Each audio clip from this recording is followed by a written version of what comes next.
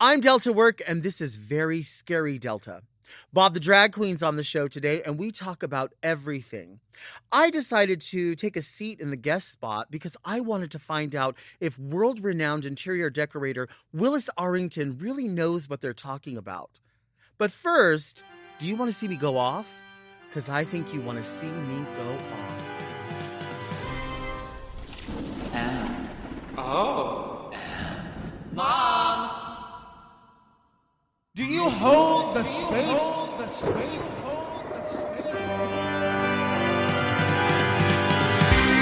Are you very scary like me?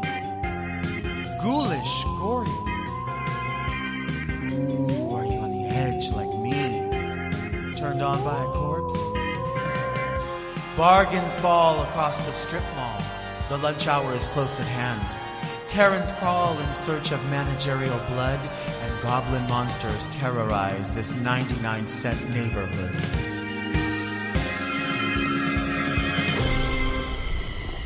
Pumpkin spice, flickering candles, seasonal whiskey by the handles, scented soaps, unlimited soups, a TJ Maxx, I gots to poops, a cold Diet Coke, a small fried fish. When hearts gather round, we have one wish. Oh wait! Is that a spirit Halloween? It's Very Scary Delta! I'm Delta Work, and this is Very Scary Delta, a luxury public access podcast and YouTube talk show where I look gorgeous, speak extemporaneously, and invite fascinating people to sit on the couch and get very Delta. Very Delta is for the woman who has plenty of vampire blood foaming hand soap from last year, but will still be going to Bath & Body Works for a stock of Ghoul Friend. But first, let's get into some things that are very Delta.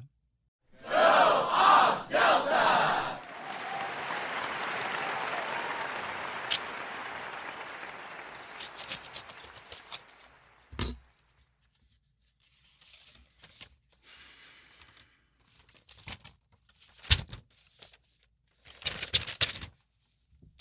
Dear Delta, I'm very concerned about the comfort of your guests.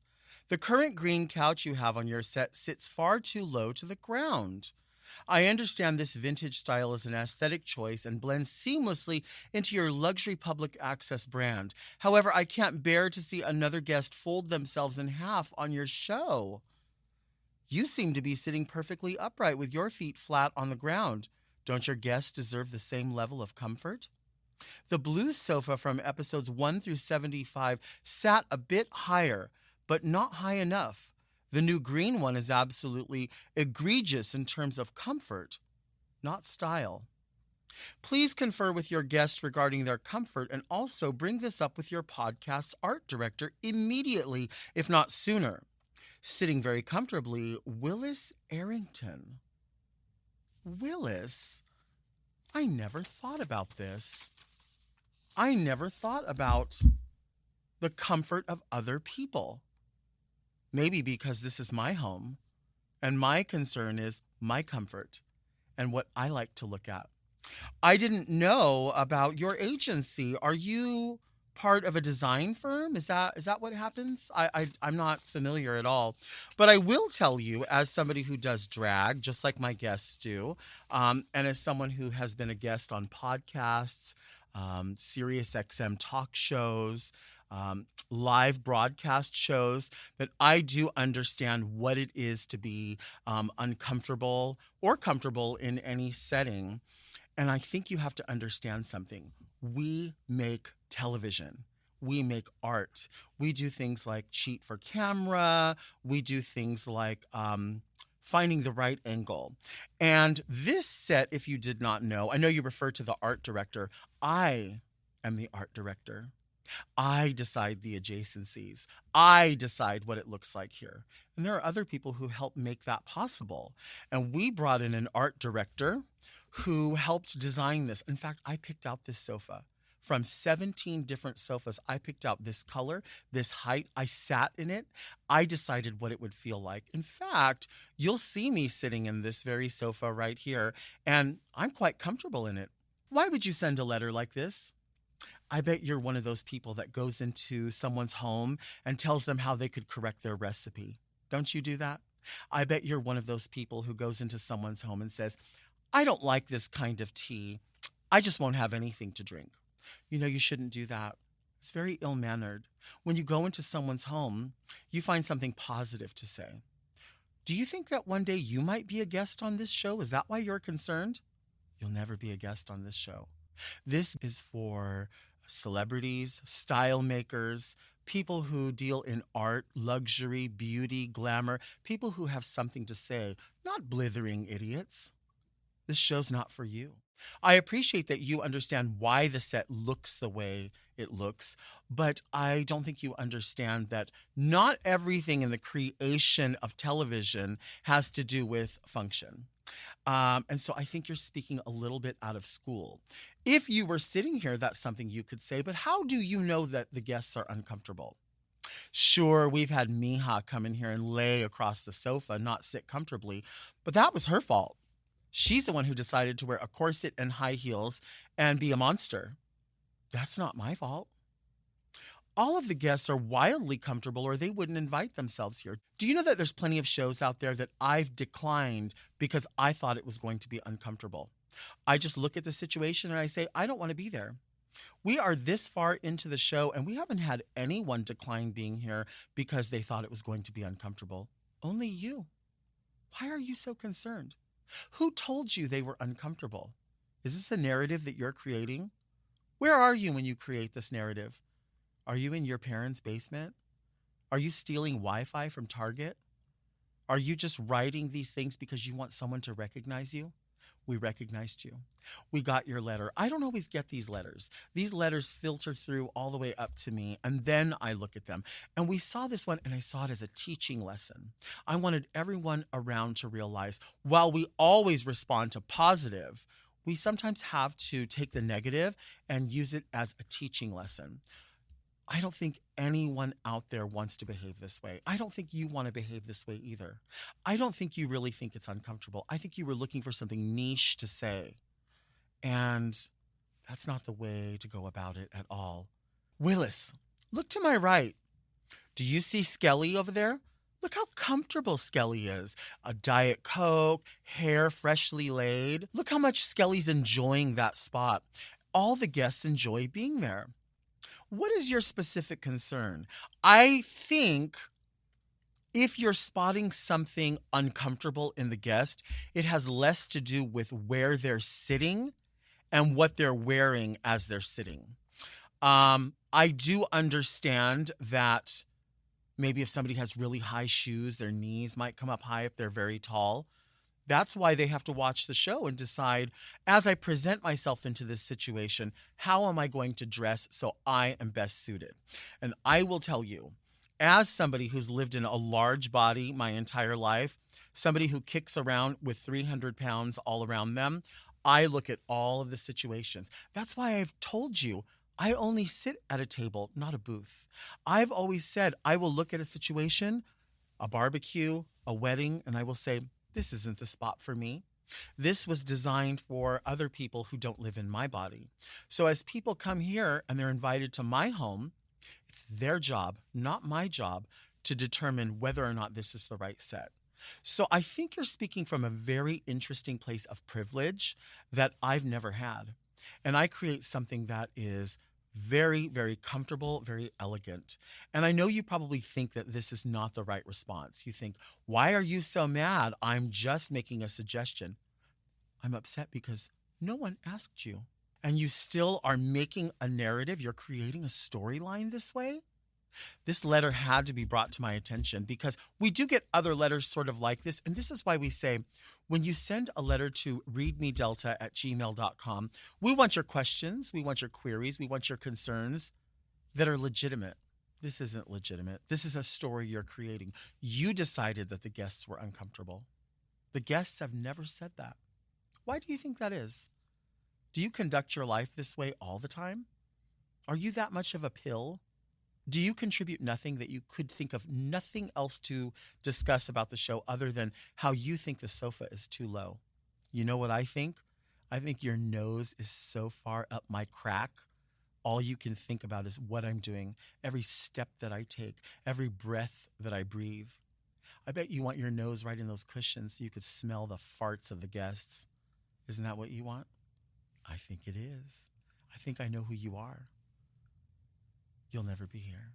Willis Arrington, I'm telling you this. That wasn't a nice letter. And I didn't want to have to talk to you like this. But somebody had to. Because your parents didn't. Your friends didn't. A stranger has to tell you. Don't ever invite yourself into someone's home and critique it. It's not very nice. Do you want to see me take a break? I think you want to see me take a break.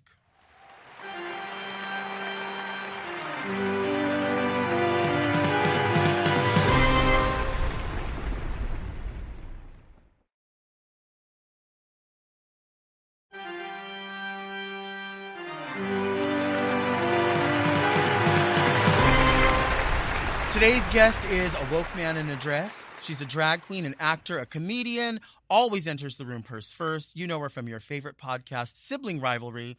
It's Bob the Drag Queen. It's me. First of all, thank you so much for having me back. Now, I don't know if y'all know this, but Delta doesn't do a whole lot of repeat visitors. So I feel very honored I'm glad you're here. be allowed to be back. I'm sure some people have been back more than once, but I feel honored to be in the ranks of the girls who get to come back and do it again. This is my All-Stars. Oh my God, what were we calling it? Double Diamond, or we were trying to make up a name for it. Double Orange Diamond. Can I tell you something that I'm very proud of that I really brag to all the girls about? Because all the girls fly a lot, right? And I am, so there's Delta Silver, right?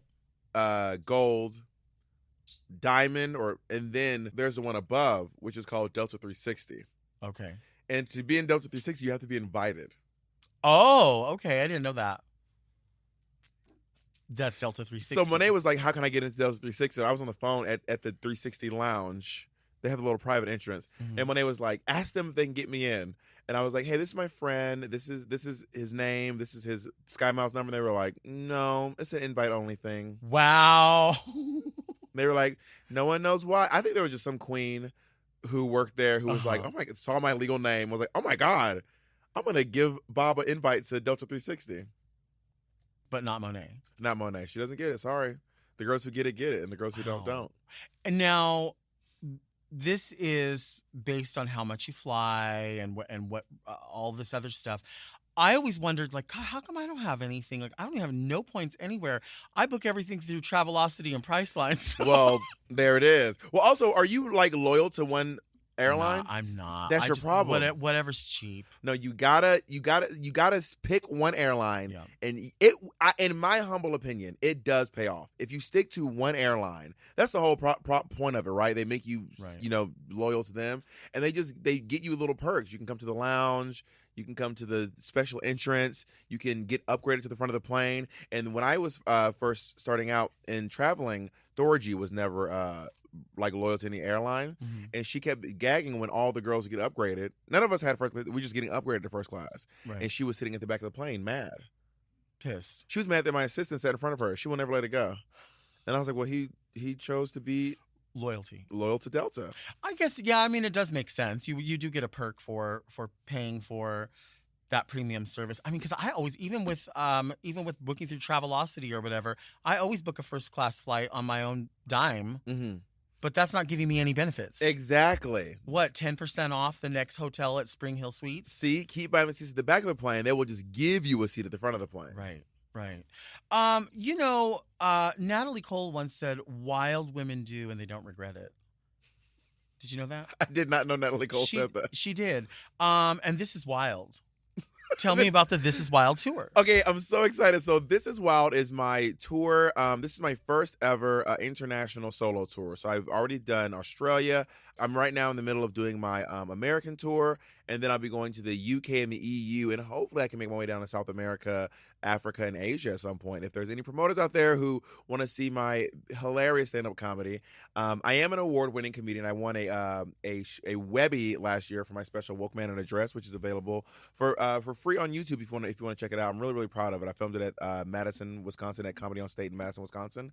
And this is truly my love letter to millennials. Like, this is, as a millennial, as a proud representative of the Millens, this is my love letter to us, what we've endured, who we are, what we've come through. I'm obsessed. Who are millennials? So millennials are anyone born between like 1981 and 1994. So if you are don't make me do math, but if you're like 42 right now in 2024, you're a millennial. Mhm. Down to like 28, 27. Okay. Yeah. And what have millennials gone through? I'm a Gen X, Mm-hmm.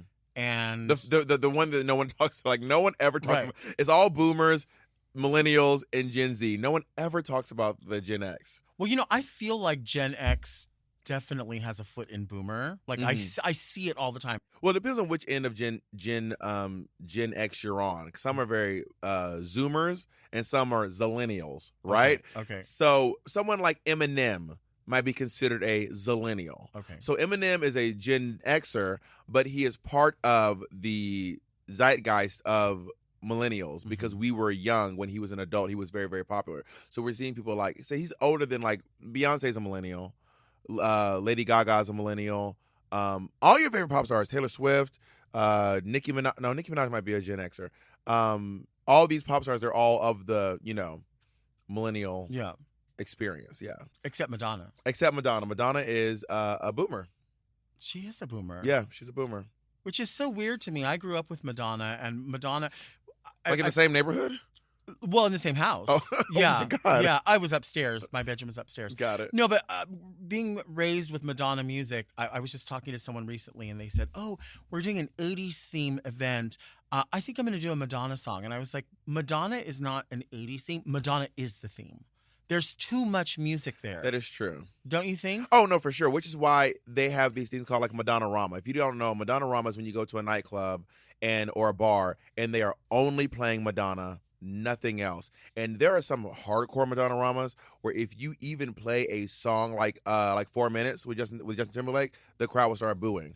They're like, we don't want no fucking features. We want Madonna, exclusively Madonna. And Madonna is an entire experience. Being in the Madonna zeitgeist, in the Madonna sphere, and her micro economy that she has created, it's one of those things where you think you know someone with money, and then you meet someone with money. Right. Like you hang out with like someone like Trixie Mattel, who certainly has a lot of money. Yeah. And you're like, wow, this bitch has a lot of money. And then you go over to Madonna's, and you're like, this bitch is money. Yeah.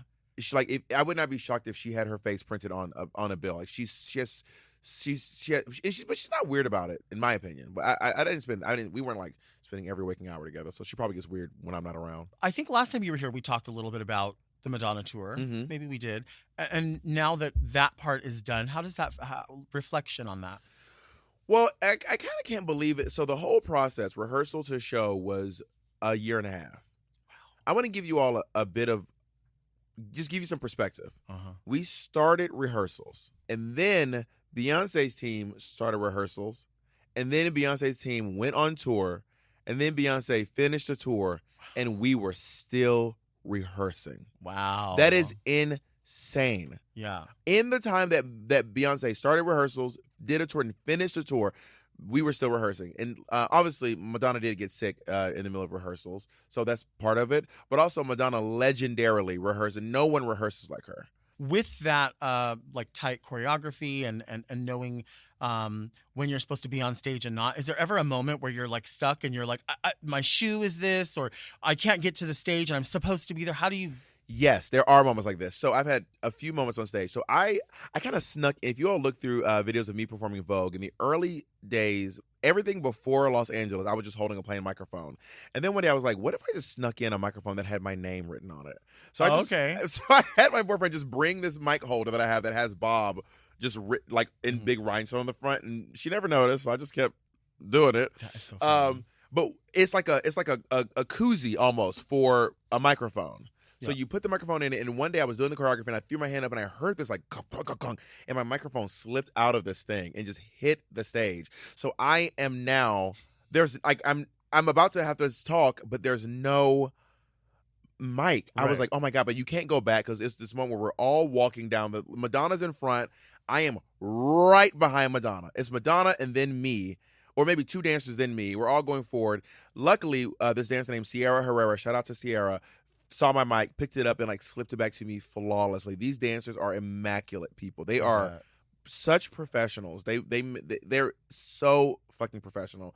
And then one time there's this like, I mean, literally a hole in the stage the size of my heel. Just the size of my heel.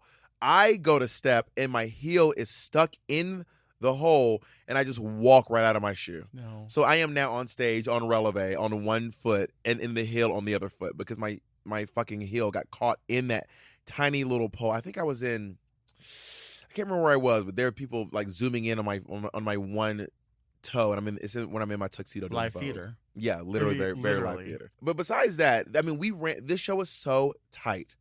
Like, it really was in your bones. Like, it was very rare that something would slip up because we had multiple costumes, so many rehearsals, contingency plans in case something did go bad.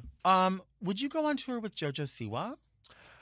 Ooh, that's a good question. If we were double headlining, so touring with Madonna, so I was second fiddle. And by the way, not even a close second fiddle.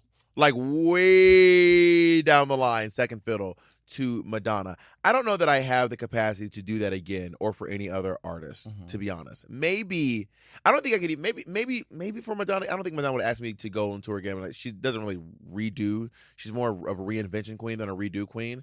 Although I have hosted too. I mean, I hosted her Pride event and I hosted her tour. But being that second fiddle to like such a big, I'm used to either being equal billing or at the top of the bill, quite frankly. Like when we do Work the World or these Murray and Peter tours or these, Brendan Voss and Holy Trinity and In the Dark and all these companies, all the queens are pretty equal footing.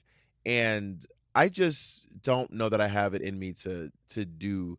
Maybe not for a year and a half. A year and a half was a lot. I had to just put everything on hold for a year and a half. Everything. Yeah, I mean, I freak out when I'm gone for like a few days. I'm like, I have to be home. I'm such a creature of habit. You don't like to travel. I do, as long as I'm compensated and facilitated. That's fair. Let's take a break.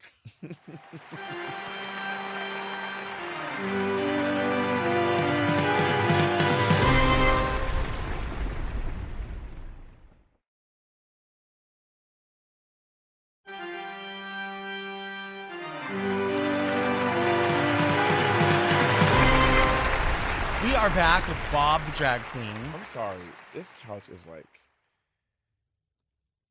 it's just it's really uncomfortable. Really? Yeah, it's like my back. It just doesn't feel considerate. Well, this is the second time you've been here. How was the other couch? I had to go to the chiropractor. Oh, really? Afterwards, yeah. It's like this. It's like. Is it the pillows? Is there a workman's comp? Work them's comp. Listen, I want to tell people this. This is a thing going on the internet. I am non-binary, but my pronouns are not they, them. What are they? Like he or she. Okay. Everyone's always they, theming me. Like all people I know personally. I'm like, I've never they, themed. Mm-hmm. I feel bad because I don't know enough. And every time I try to read up on it, like when I see Z or Zzier, Latin, not Latino, I don't know. Do you identify as Latino? I mean, I just tell people I'm Hispanic, but if somebody said Latino, I don't know. I feel like whatever you say, just like call me whatever. I got into a big argument one time with Z-Way. Okay. About Hispanic. It was on the show. They did not make the air. It wasn't a big argument. I'm being a little bit dramatic. But I said, I was like, well, Hispanic just means you're from a country where they speak Spanish. And she was like, no. And she's like, Hispanic, she was trying to equate it to like Latin American. And I said, no. You can be Hispanic. Like, for example, I said, Spanish people are Hispanic. And she's like, no. I was like, yes. Spanish, people from Spain are Hispanic. And she was like, no. And then we looked it up, and I was right. And she still insisted that she was right. And I think it's why I didn't make the cut. Really? I love to watch people Google things that I know I'm right about. Oh, it is the most I just look at them. Wait, and I don't even break out. They're looking down. I'm just looking directly where their eyes are. So they look up and they try to move on. They try to change the subject. Sure. They try to be like, oh, so we're going to, no. Tell me what you said. We're going to, no. We'll discuss lunch in a second. I want to know what the definition says, honey.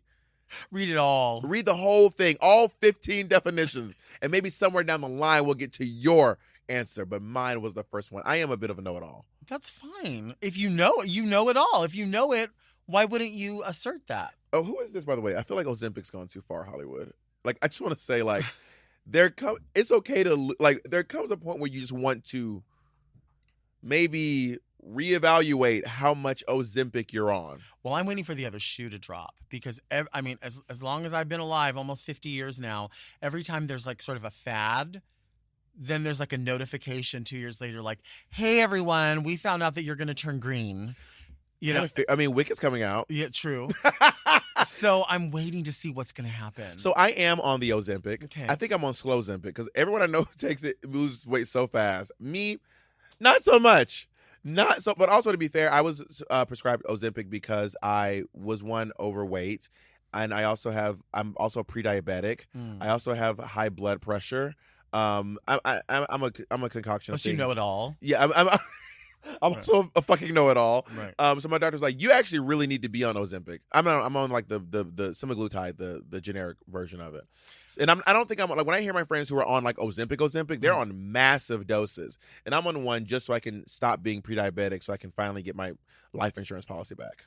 But don't they say like, once you're on, plan to lose like 1 to 2 pounds a week or something? And I'm like, can't you just do that by like not having dessert? I mean, I downloaded this app that was helping me count my calories, and I lost more weight doing that than I have lost on semaglutide. But I also do think that if I went back to my doctor like I want to do it for weight loss, I'd probably lose more weight. Did you know that being pre-diabetic is a pre-existing condition? So pre-condition is a pre-existing condition.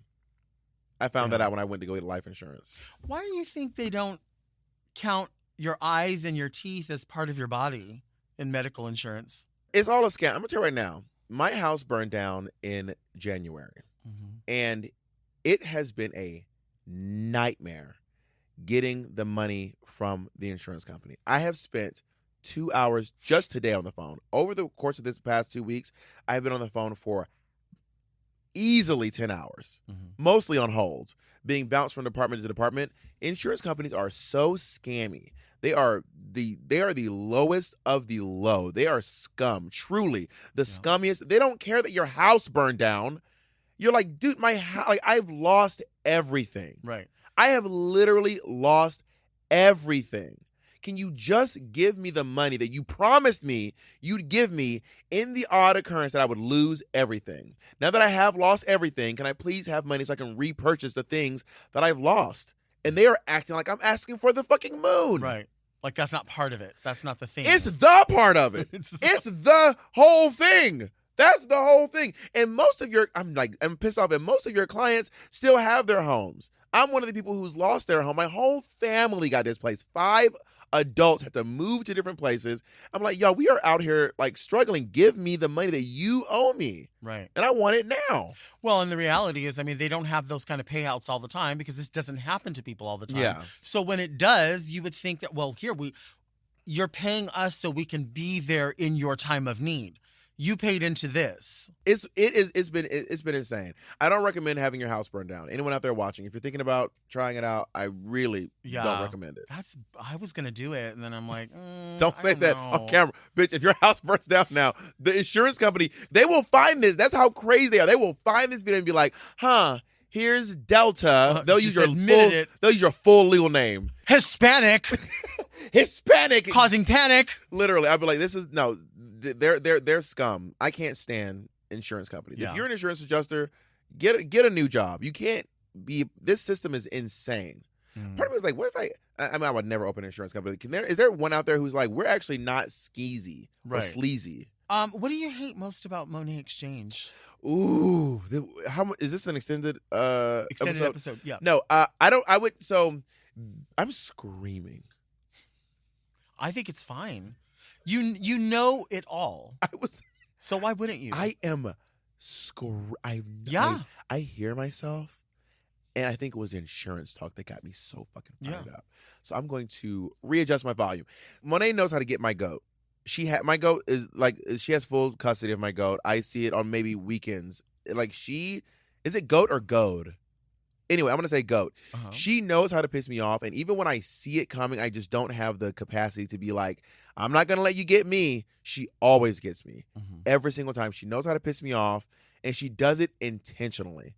Like, she will lie about something. I will know she's lying. She'll know she's lying, but it drives me crazy that she's lying, and she will not admit that she's lying. Why The did she do that? I don't know. Like there was some show. I was like, you need to watch this show. I want to say it's called Gullah Gullah, something like that. And I was like, well, you watch the movie. She goes, I don't have Amazon. And I was like, you have Amazon. She goes, I don't have Amazon. I was like, Moni, I've been to your house. Mhm. I've watched TV with you. You have Amazon. And I was like, then just get Amazon. She goes, I can't get Amazon. And I know that should not bother me and it should not drive me crazy, but she does it because she knows it drives me crazy, and I give her what she wants by letting it make me fucking crazy. Why did she do that? I think she likes to see me frustrated, and honestly, so do the fans. And I'm so easily frustrated with it. And it's really just a Monet thing. Like, only Monet gets me like this. Well, they say that humans and cats are the only two creatures that will torture their prey before they kill him. Maybe Monet's gonna kill me. She's a cat. I mean, well, I think Monet. See, I think people are either cats or dogs. Okay. I am a cat.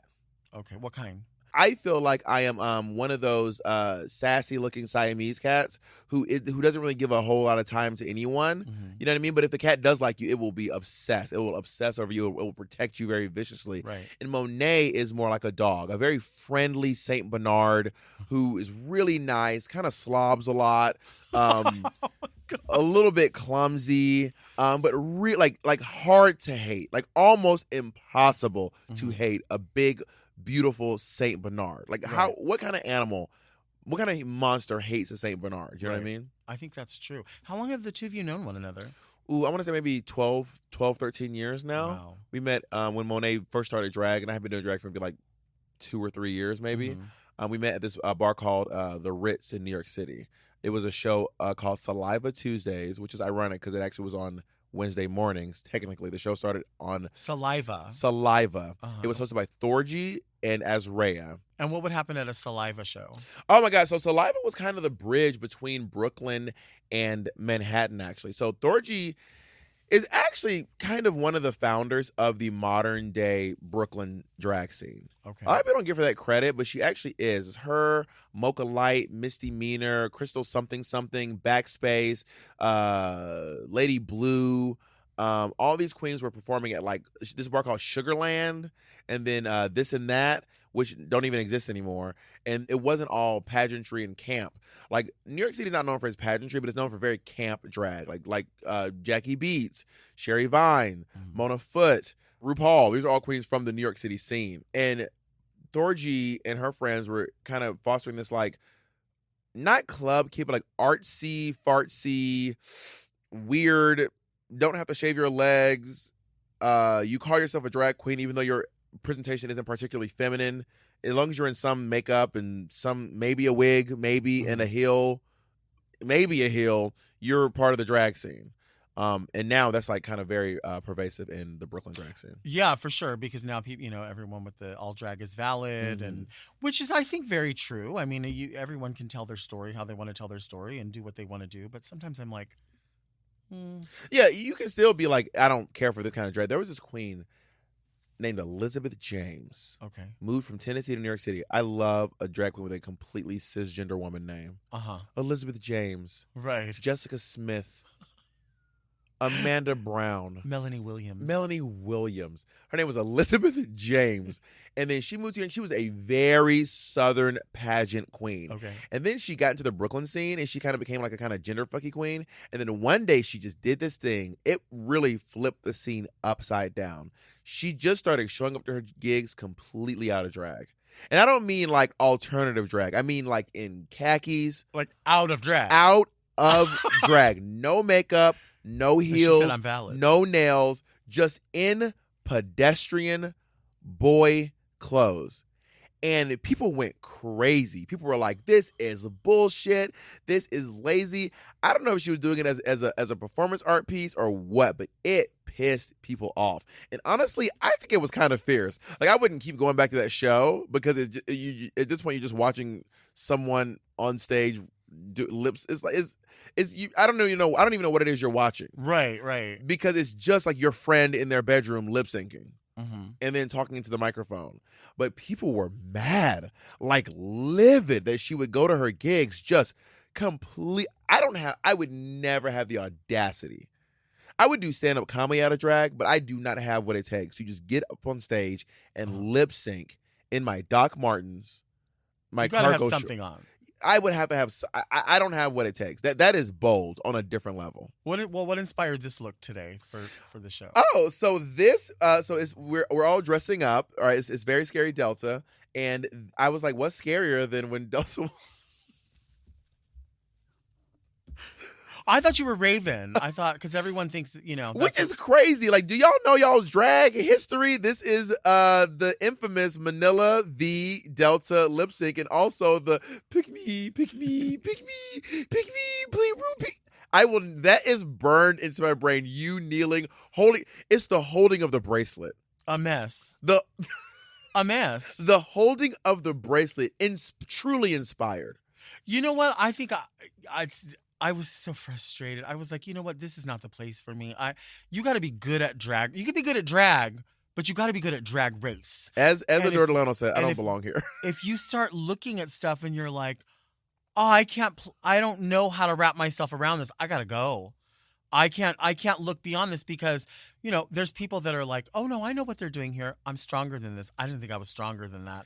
I was like, I got to go. And the thing about doing drag race, it is a specific kind of drag. It's like going from Continental to Miss Gay US of A. Sure. And those of you who are pageant girls, you get it. The rubric is completely different. It's like going from Entertainer of the Year and then going to compete in Miss Continental. Right. Like, you might be great at Entertainer of the Year, but you don't understand that they're grading on a completely different rubric when it comes to Miss Continental. You know what I mean? 100%. And Drag Race is so specific. I happen to be someone who's just very good at Drag Race. I do not think I do well at Continental. I might do well at Entertainer of the Year or like a comedy queen pageant. But like when it comes to something like RuPaul's Drag Race, it is such a specific skill set. And because I'm a Drag Race baby, I watched season 1 and I was like, I'm gonna get into drag. I started doing drag after watching season 1, during season 1. And I did drag like once or twice before, but I didn't take it seriously as an art form until I was like, oh, and I wasn't doing it to be on Drag Race because I didn't think it was gonna get more seasons. We used to always be like, oh, season 3 is the last season. Oh, season 4 is the last season. Sure. We were like, oh, definitely season 5 is the last season. Oh, season 6 is definitely the last season. We all thought season 7 was for sure. That was when we were like, the nail's in the coffin. Yeah. This was a horrible season. The nail's in the coffin. Looking back, it was actually pretty good. But yeah, I didn't think I'd ever get on Drag Race. I just really wanted to be part of the New York City drag scene. You know what I mean? Also, quick side note: were you proud of the TV you made? Because you made good TV. You were good. You were great TV. I appreciate that. I had a good time, but I do feel like, I probably wasn't prepared to be there. I wasn't. I didn't bring what probably somebody else could have brought. Would you ever compete in reality TV again? Yeah, I would. You would? I would, yeah. Knowing what I know now. Something crazy like Amazing Race or something like that? No, I want to do a show where I go to people's houses and I'm like, that doesn't look good. And then we go shopping and find stuff. And then you don't need a camera to come judge my house. You can just. That's all I want to do, and then win like, a lot of money. The fuck is this? Because I'm not good at Drag Race. I'm good at like Sizzler. I'm good at Ross. I'm good at like those challenges. Would you do like a home swap where they used to decorate each other's homes? Oh, I don't know. Because you get to change where you go in my home, but I get to change one room in your home too. Yeah, you know what? I probably would, just because it is a cheat for camera thing. But they get rid of all your stuff, though, I think. I don't know. Let's just say in this scenario, whatever you have in your home, we are getting rid. You can put it in storage, but we are painting the walls. We're going to wallpaper. We're putting down new carpet. If it was someone I knew, I think so. Can it be someone you know, or it has to be just anybody? They can pick someone, but you don't get to pick. So, like, I'll pick someone from the Mom Network. I see. Like, I would do it. Like, I'm going to say you and Meatball. Yes. I would trust Meatball. She have a good design eye? Yes. She's was part of what happened with the set here. Oh, work. Okay. Yeah, I think so. And I think so what happened with her drag? No, I'm kidding. I'm kidding. That was a bit, Meat. That was a bit. You're so good. Yeah, no, I think depending upon, I mean, yeah, like you said, you can't pick, but I mean, I think most people would want you to like what they're doing for you. If I could pick, I would pick Monet Exchange. She would never pick me. Monet has a beautiful eye. Monet's home is immaculate. I bet. Monet's home is stunning. She's thought of everything. Wow. Monet's home is magazine ready at any time of the day. What would you say, like, the aesthetic is, or the what I it would reminds say you it's of? like a retro deco art kind of vibe with like some Beautiful. cool paintings on the wall and stuff. Big, nice, comfy couches.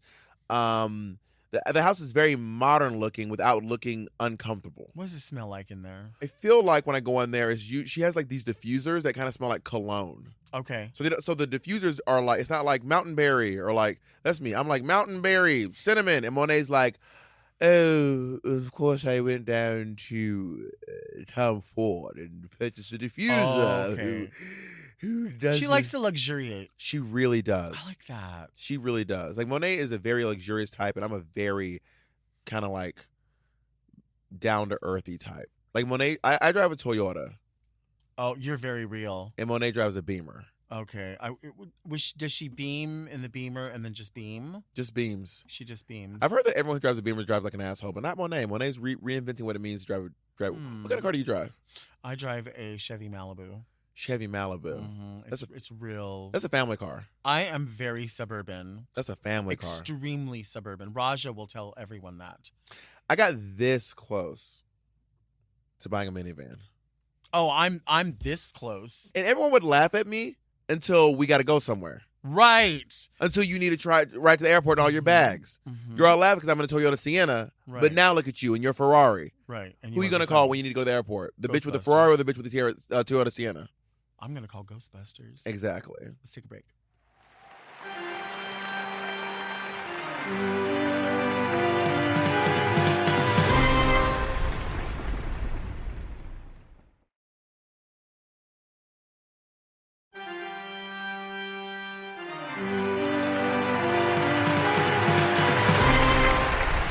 We are back with Bob the Drag Queen. So this is the part of the show called Read Me Delta. And if you want to send a letter to readmedelta@gmail.com, it may make its way here. Unfortunately, it also might be part of the monologue. And, I guess we should I revisit can't that. start this couch. I'm so sorry. I know. Ooh. Stretch yourself out. There we go. You need some more pillows? I'm good. I'm just gonna endure. Okay. Dear Delta and extravagant guest. Ooh. I'd first like to start my question with a backstory. I was out with some friends who are also gay, and one of my friends turned to me and said, you don't really act gay to me. This statement, of course, threw me for a loop because I can name two things that may constitute me as flaming. Those being, one, I take penis up my rectum on a semi-regular basis, and two, religiously watch your show. No offense. My question is, should I be more presenting after all? I think me holding back my gayness might be a side effect of me growing up in Southern Virginia, where churches are as common as McDonald's. Any input would be greatly appreciated. Yours truly, very Logan from Virginia. Should Logan be more outwardly effeminate?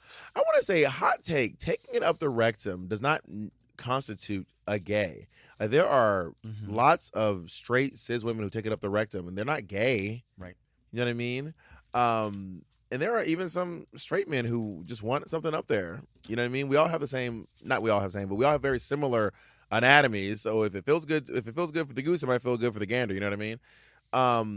But I do think that if you want to signal your queerness to people, it pays to advertise. If you want people to know you're gay, you gotta get gayer. You gotta dress gay. But if it's not part of who you are, if you're not the type to say girl, then don't force yourself to say it. Right. You know what I mean? I mean, do you have the group of friends you want? I happen to be someone who is particularly gay. Now, amongst drag queens, I am considered butch. But amongst the world at large, I'm considered effeminate. So it's very interesting. A lot of queens consider me very butch. Really? Yeah, which I don't necessarily get. I don't think I'm like, I'm not like, is there like a butch queen? I mean, I do have butch on my hands. But like, I don't know, a drag queen's like, I'm like a butch drag queen. Maddie Morpheus. Maybe. I think, yeah. I mean, I'm trying to wrap myself around this idea that that you would want to act more like other people to prove. That just seems weird. I do feel like there are drag queens that I guess in order to maintain like a healthy mental space, emotional space, they believe themselves to be a character. That is wild to me. And if that's what you do, like that's fine. But for me, I definitely feel like when I'm in drag, I have a little more carte blanche to say or react to things differently. But I'm the same in or out. Like people call me Delta when I'm in drag or out of drag.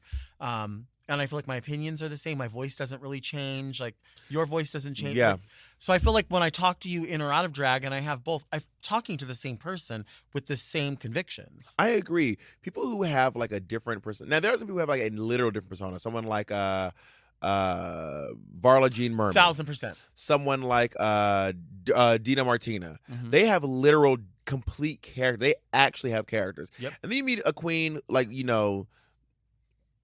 Fufu LaShoe, and she Melanie Williams. Melanie Williams, Elizabeth Jones, Samantha, Rigmeyer. These queens, That name out of nowhere. these queens, they're not doing anything different. They're not putting on a voice. They're just putting on drag and being like, oh, it's the character. Right. And I'm like, I don't know what the character seems like is based on you. Yeah. So you could just be It's you. very based on a true story. Years ago, Jasmine Masters talked about a girl she used to hook up with. Okay. She used to have sex with. And I want to challenge Jasmine Masters. I don't think that the name she said is true. What was I it? think she made up a name. She was protecting their anonymity. And this is what it was. She said the woman's name was Guadalupe McGillicuddy. I don't. And I hard time with just that one. don't think there is a Mexican person who has an Irish parent who's going by Guadalupe McGillicuddy. If you're out there, Mhm. she was a big girl because Mhm. I'm pretty sure she was a big girl because she was talking about how much fat girls have good pussy, and she's like, I fell into some fat girl with some good zhush Good zhush, pussy. so and some good yank. I fell into a fat girl with some good yank. So she goes, Guadalupe McGillicuddy, and I was like, you made that name up. I need Guadalupe McGillicuddy to come to the front of the classroom. There is a restaurant called Carlos Murphy's. See, So it's maybe it she worked is there. possible The parents of Guadalupe, maybe. because Guadalupe McGillicuddy That is name, I think, crazy. I think that's not a real name. Guadalupe, please come forward. Please step forward. I want to see what a Guadalupe McGillicuddy looks like. What do you think? Describe.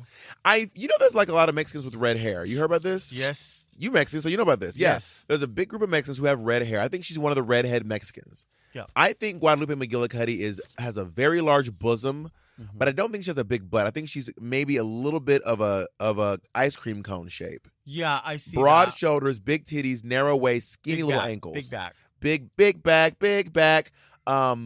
But obviously she got good yank. There is a Right. trail of men following Ms. McGill if she's not married yet. Because she still has grip. Yeah. Right. But she has the lips that grip, as they say. Mhm. She doesn't strike me as the kind of woman who would change her last name when she got married. Oh, I get She would it. not take your last name. My last name is fucking McGillicuddy. Right. I'm Guadalupe. I used to fuck Jasmine Masters. Right. So what do you think I'm going to change for you? Change for you. My last name is Masters. Right. That's another one of those kind of like cisgender woman last name, Jasmine Masters. Did you know that Shangela said that she found the name Shangela Mhm. in a book at like her office she used to work at? There was a customer named Shangela. Oh. Huh. Not just Shangela Wadley. So she just literally just took a woman's name. And then Like she looked anything like, oh, I'll have it. and then she was like Laquifa for fun. I'm pretty sure. But is there a woman like Shangela Wadley also? Is she like what? It's like she went into like in the library, like the checkout slip or something, and their name was on there. Is Well, Shangela used to work at some company that had like all this, like some company that had like a list of clients or something. Mhm. And she just saw Shangela Wadley's name in there. She was like, I'll have it. Thank you. That's who I am. So is that woman at home like, what the fuck is going on? Yeah. Have you ever experienced people who name their pet after you? All the Yes. time. It's cute, I think. I like it. I like it too. I see these centers that will say like, "Oh, we have all these Always puppies," a center. and they're like season 3 names, or Yeah. it's, you know, I do think if you're going to name your pet after me, you should name it Bob the whatever this animal is. right. Like Bob the gerbil, Bob the cat, Bob the horse. But Bob the drag queen seems like a crazy name for a cat. Yeah, But Bob the calico is cute. is cute. Can we read another letter? Let's read, please. Dear Delta and stunning guest, one of my favorite snacks is pistachios. When I eat pistachios at home, I collect the shells on a small dish towel in order to prevent troublesome nut dust from getting on the couch, carpet, etc. Love My nut dust. question is, what are your thoughts on messy snacks and tips for minimizing said mess? Do you keep it cute and clean, or do you get down and dirty? Is nut dust very Delta? Sending love from Western Massachusetts, very Dave. So for me, nut dust is when I dehydrate my semen Okay. and grind it into a powder. Okay. That's what nut dust is. That's what nut dust means to me. Mm-hmm. And I don't know how Delta that is. Well, what do you do with it? Is it like a topping or Seasoning. Is it seasoning, yeah. I put it on a shaker, put it on my popcorn at the Like the a white movies? cheddar. Oh in a yeah. way. Oh yeah. Yeah. It has don't you love your popcorn with a hint of Clorox taste? You know, there's an account I follow. When you said name your cat like Bob the Drag, there's a cat account called Bob the Cheddar, and it's an orange cat. So maybe they did name that, and so I'm thinking of the cheese Probably. as well. All this But connects. Is it because Chester is the name of the Cheetos? Right. Chester, I think the name is Chester Cheddar This or is Chester an orange Cheetah. cat with no ears. Yeah. Oh, no ears? It was sick. It was born sick. Oh, Right. poor thingy. You have ears. 2 of them. Do you love earrings? You can't do drag without an earring. You got to have something. Now I don't think you always have to have nails, but you gotta have an earring, Mm-hmm. right? You have to have an earring. 2 things I feel like you have to make it drag for me: earrings and eyelashes. I like both of those things a lot. Everything, you don't have to have a wig, you don't have to have nails, but earrings and eyelashes, you have to have those 2 things. I feel like I'm willing to add or subtract my expectation based upon what you're delivering. So if you're somebody that's doing like stand-up comedy and it's really funny, I think you can have less of those drag trappings because you're delivering the jokes, right? Yeah. If you are somebody who's like, I'm just going to stand in one spot and I'm going to lip sync. Oh, like you need this, everything. You got to have all that. If you're a dancer, the nails, it doesn't make sense because I you're going to agree. hurt yourself. The big earrings all over the place are going to get stuck, rings on your hands because you're doing more. But a little button. You can have a little button. Yeah, a little something. Yeah, a little button. You know what I mean? Yeah. What's your go-to earring? So a gold hoop. Okay, see, I'm a hoop too. Always a gold hoop. Not always, but Mhm. I often have a gold hoop on. That's Yeah. my go-to for sure. Do you have pierced ears? Yes, I have 5 holes in my ears. Oh my gosh. Well, I got my ears pierced because did you watch Real World Hawaii? I don't think I did. I had a huge crush on Tech from Okay. Real World Hawaii. A massive crush on this guy. And he had 4 earring holes. And I Okay. thought he was just so hot. And I was like, I want to get that. I want to look like that. Have you ever met Tech? Never, not once, but Alyssa Edwards did a TV show with him. Well, guess what? Tech, come on Don't out. do this to me. I would scream. And he was on that reality show Alyssa Edwards just did. Uh-huh. He's still so hot. Describe him to me. He is tall, light-skinned black guy. Mhm. He used to have a blonde little afro, but like dark roots with blonde on the tips. But now I think his hair is just black. He usually wears like a little goatee. He kind of has these like circle bug eyes. Rail thin. Tech? Oh my God, no. Rail thin. And just so fucking cute. Huh. But he's Tech. straight. Probably the last straight guy I ever had a crush We're on. living in a different world now, though. A Aren't real we? world, some would say. Yeah. This was the last straight guy I probably ever had a crush on. Probably. Who was the first? My first crush wasn't a guy, actually. My first crush was Christy Yamaguchi. Oh, really? That's interesting. My first ever crush. Okay. And what do you think that was? Like, was it visual? Was it? Well, I mean, I'm pansexual. I'm attracted to women. Mhm. But I think she's just so stunning. Like she was so talented. And I do think that the leotard was sexy to me. Mhm. her outfit was sexy. She was dressed. I'm going to step on a limb and say ice skaters are wearing sexy clothes. What about like a Guadalupe McGillicuddy girl? Would that be? That's not the. I know that Guadalupe McGillicuddy is my type. Uh-huh. And also she's been claimed by Jasmine Masters. And Right. Jasmine is actively searching for Guadalupe to come back. And I don't want to step on her toes or anything. Mm-hmm. So I'm going to stick with Christy Yamaguchi in tech. Until you're fat phobic is basically where this is going. Because I think, you know what? We all have a bit of fat phobia in us. And I'm willing to own up to my part in this. I am. Thank you for calling me in. So much.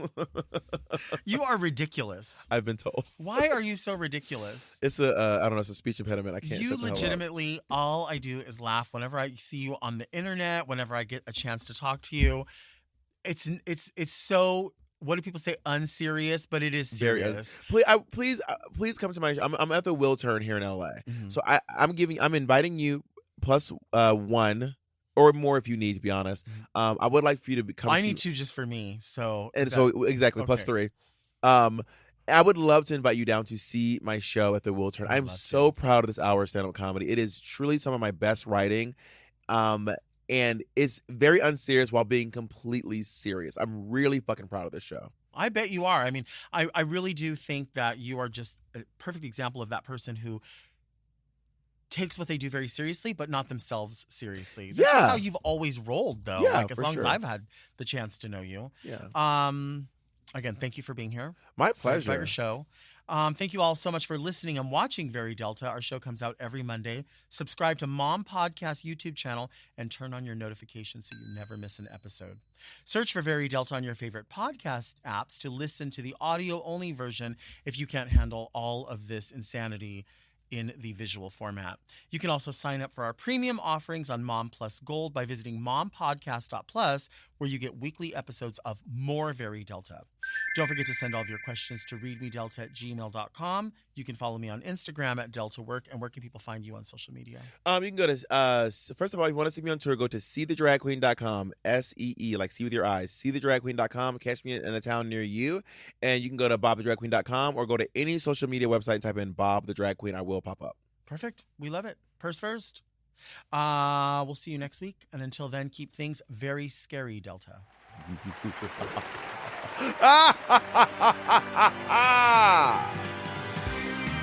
Very Delta is produced by Moguls of Media, a.k.a. Mom. Hosted by Delta Work. Produced and edited by Doug Robertson. Technical direction by Margot Padilla. With original theme music by Will Pitts. Media and design support by Stone Cold.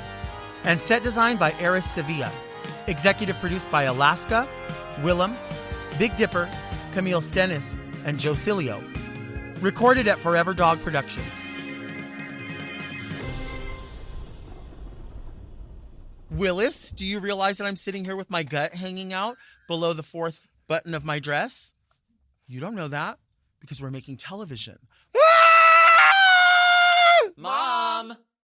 To listen to Very Delta ad-free, one day early, and to get access to more Very Delta and all of Mom Podcast's premium content, check out Mom Plus Gold at mompodcast.plus.